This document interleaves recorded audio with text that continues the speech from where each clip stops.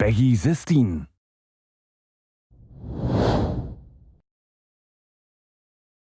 Hello everyone, and thank you for joining us today.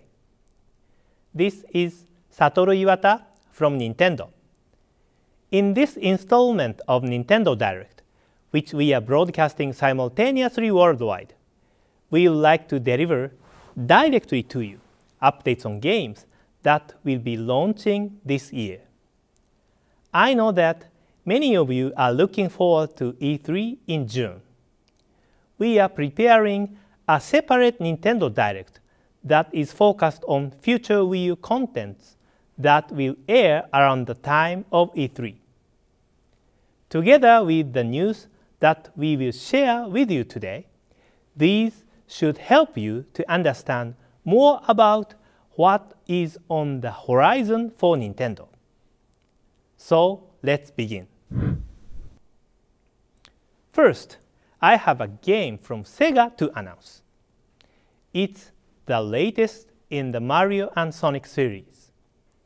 The upcoming Olympic Winter Games will take place in a city called Sochi. Do you know where this is?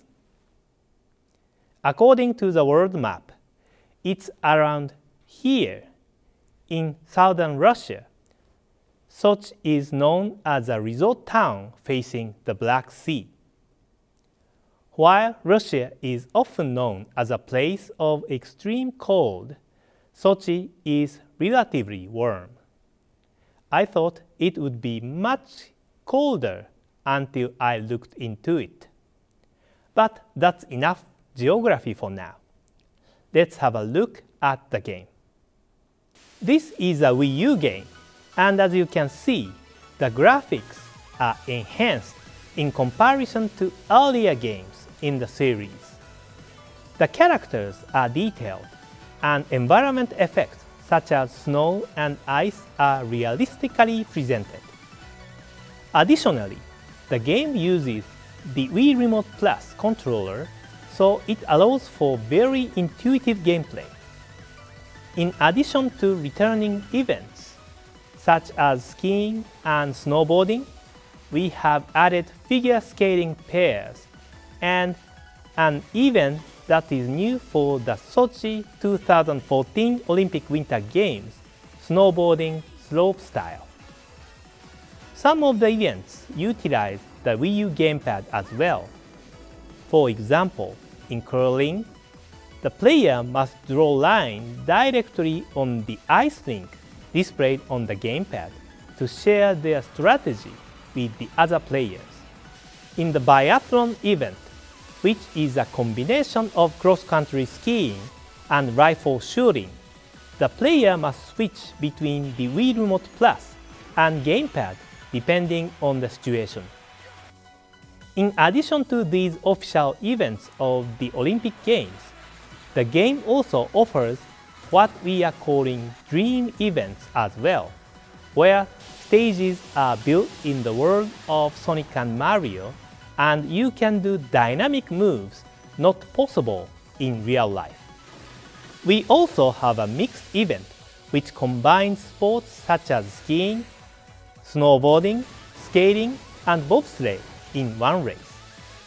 In this event, you can experience a race that is not possible in actual events at the Olympic Games. Please stay tuned for launch timing and more details on the game. I have some additional information on Sonic the Hedgehog that I would like to share with you. Today, I would like to announce that we have entered into a worldwide partnership with Sega on the Sonic the Hedgehog franchise. The next game in the series, Sonic Lost World, is a brand new action-adventure platforming game that will launch exclusively on Wii U and Nintendo 3DS. We'll have more details on this game prior to E3. Now, I would like to talk briefly about Game & Wario. From June 28th, players all across Europe will be able to enjoy a new kind of wacky Wario fun on Wii U.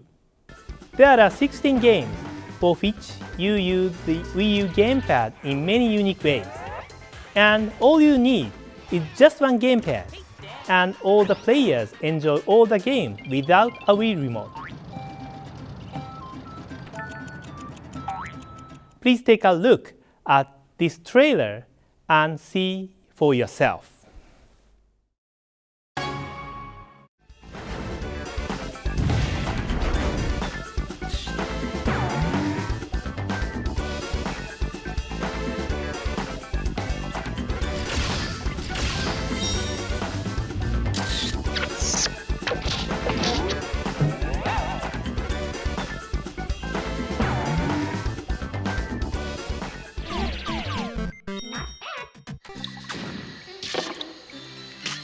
Come on.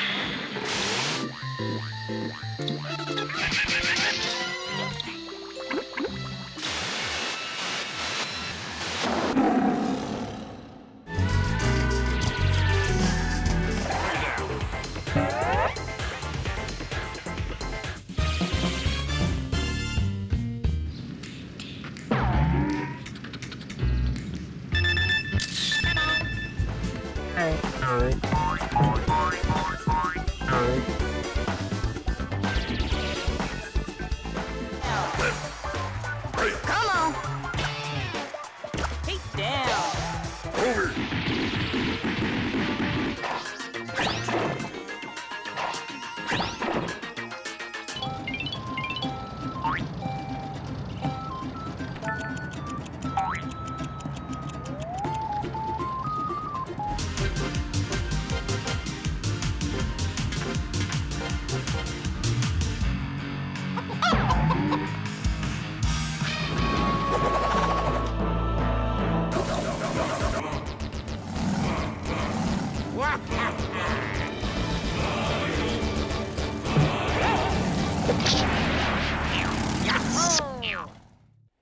You can find out more on the development of Game and Wario by checking out our new Iwata Asks interview after the presentation.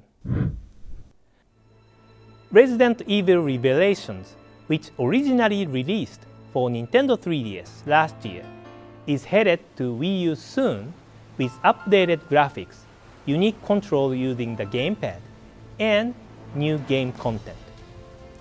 In the Wii U version of the game, in a new difficulty mode called Infernal, enemies and items are placed in new locations, and even for those that played the game on Nintendo 3DS, this will feel like a totally different experience. Also, Capcom has added the popular characters Hank and Rachel to the action-focused raid mode. There are also new controls using the gamepad. While using the TV as the main screen without interrupting gameplay, players can view the gamepad to display the map and change items on the touchscreen so that you can immerse yourself in the world of Resident Evil without interrupting your game progress. You can also play the full game with just the gamepad in off-TV mode, or play with the Wii U Pro controller. The game is Miiverse compatible as well, so you can enjoy unique gameplay features such as death message and creature voice. The game is launching in stores and in Nintendo eShop on May 24th. We recently launched a downloadable demo version in the Nintendo eShop, so I hope you can try it out.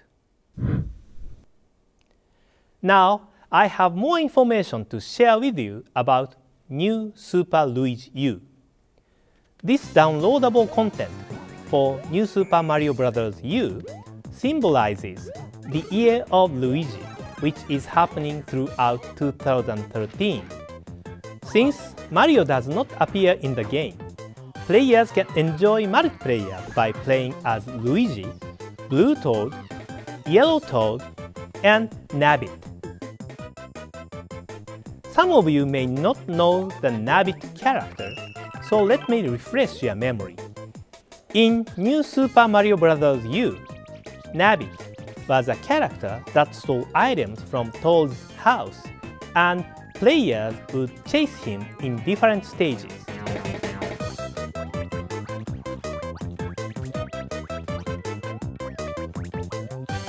This time around, you can actually play as Nabbit. Nabbit has different abilities from Luigi and the Toads. His speed and jump are the same as the others, but he cannot power up even if he collects items. Instead, he won't take damage when he touches enemies. Nabbit is only available as a playable character in multiplayer gameplay, so please select him if you find 2D Mario gameplay to be challenging. New Super Luigi U will be released as downloadable content for New Super Mario Bros. U in Nintendo eShop on June 20th. As we mentioned before, the game offers 82 updated courses, unique Luigi gameplay, and an additional playable character in Nabbit. It's a completely different experience from New Super Mario Bros. U.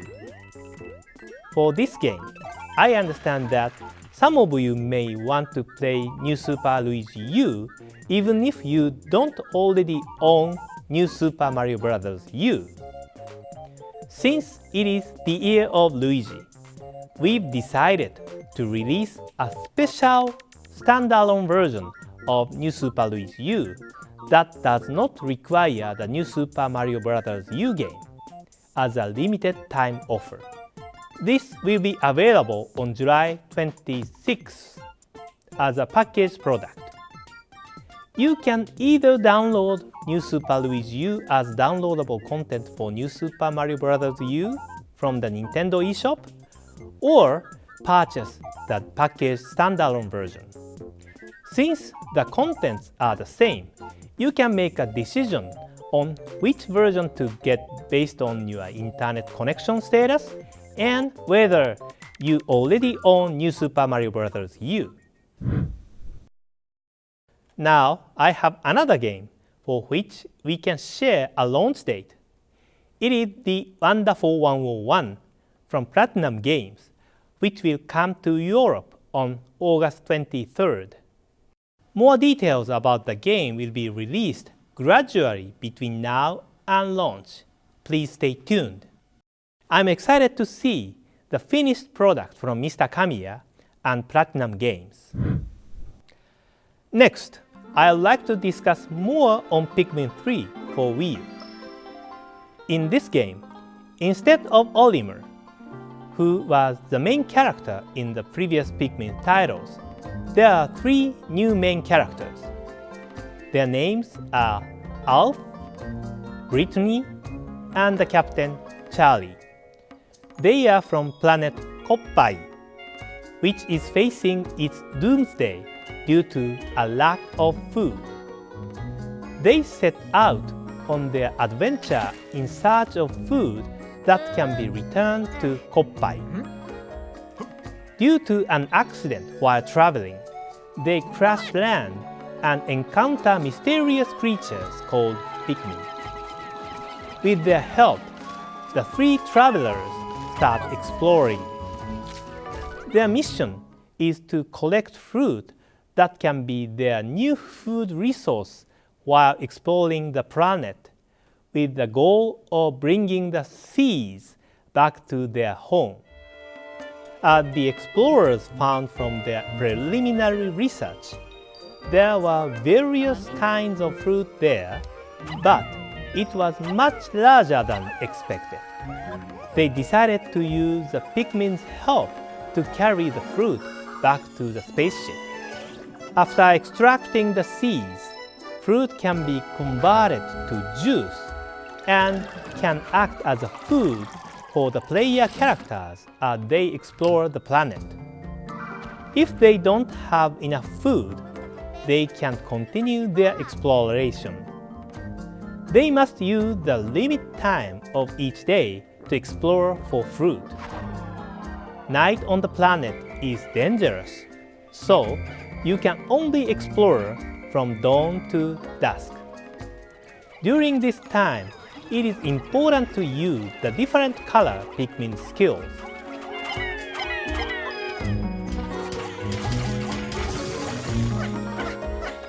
Players can divide activities among the different characters and explore separate areas with different groups of Pikmin in order to progress with their exploration. Once you get the hang of it, you can complete tasks within a shorter time frame. Also, if you make mistakes while you play, you can replay the day or revert to an earlier section of the game.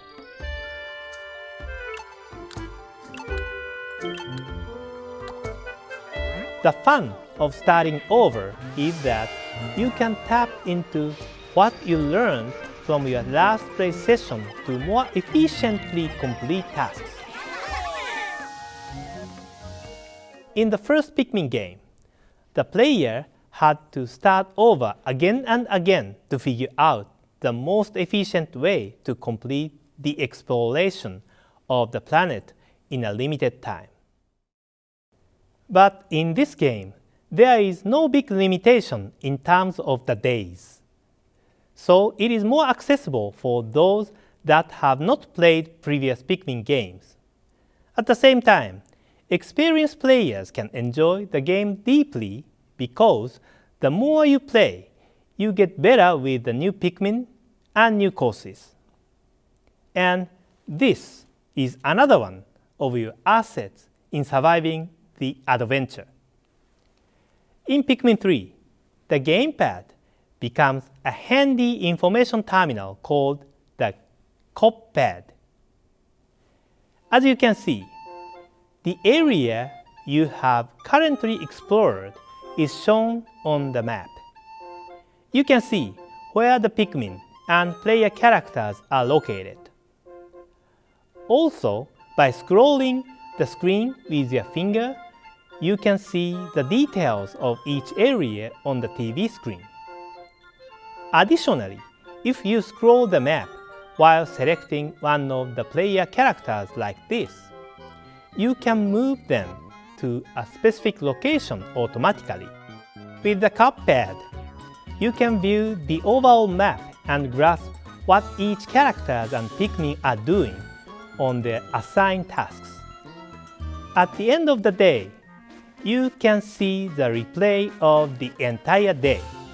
Fast-forwarding and rewinding replay footage to review a day and the number of remaining Pikmin is a part of your strategy to get ready for the next day. I'd like to share some information on the game's control as well. We are preparing a few types of game controls that players can choose from. Play control using the gamepad is similar to playing the previous Pikmin games on the GameCube. The game is also compatible with the Wii U Pro controller. If you have played Pikmin 2 for Wii, you'll know that the Wii Remote and Nunchuk control scheme makes it easy and intuitive to decide where you want to use Pikmin. With Wii Remote Plus, these controls have become more comfortable. We are mainly focusing on this control scheme today. Also, you can enjoy the full game without a TV by just using the gamepad. You can also play the game with Wii Remote and Nunchuk using the gamepad as a monitor. With the help of Pikmin and the Pad, can Alf, Brittany, and Charlie save their home planet Koppai? Today, I shared updates on the game's story mode, but another time, we will be able to share more on challenge mode and the game's multiplayer modes. Pikmin 3 launches on July 26th. Thank you for watching. That is all that I have to share today. See you around that time of E3.